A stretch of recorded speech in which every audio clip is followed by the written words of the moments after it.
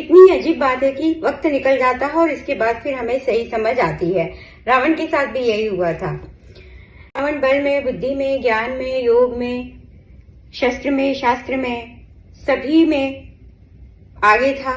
चारों वेदों का उनको ज्ञान था, जिसमें आयुर्वेद, ज्योतिष, तंत्र मंत्र और संगीत का ज्ञाता था। शिव तांडव की भी उन्होंने रचना की थी। इसके बाद भी रावण जो है अधर्मी कहलाया। इससे हमें एक बात समझ में आती है कि कोई व्यक्ति कितना ही ज्ञान प्राप्त कर ले, जरूरी नहीं है कि वह धर्मी हो, मतलब अच्छा इंसान हो। और यह भी है कि कोई कितना ही अधर्मी हो, जरूरी नहीं है कि वह अज्ञानी हो। रावण के जीवन चरित्र से हम बहुत कुछ सीख सकते हैं।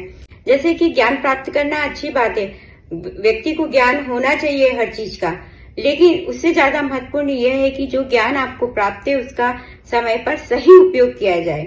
दूसरी बात हम ये समझ सकते हैं कि व्यक्ति को अपने दुश्मन को कभी भी कम नहीं आंकना चाहिए। रावण ने जो है अपने दुश्मन को यानी कि राम जी और उनकी वानर सेना को बहुत तुच्छ समझा था, और उसका परिणाम ये हुआ कि उन्हें जो है उनके पतन का कारण बना।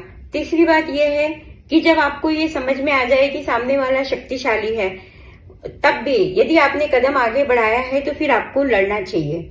ये वीरता की निशानी होती है।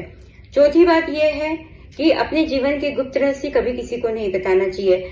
रावण ने अपने भाई विभीषण को बताया था कि उनकी नाभि में अमृत है, और यही उनकी मृत्यु का कारण भी बना।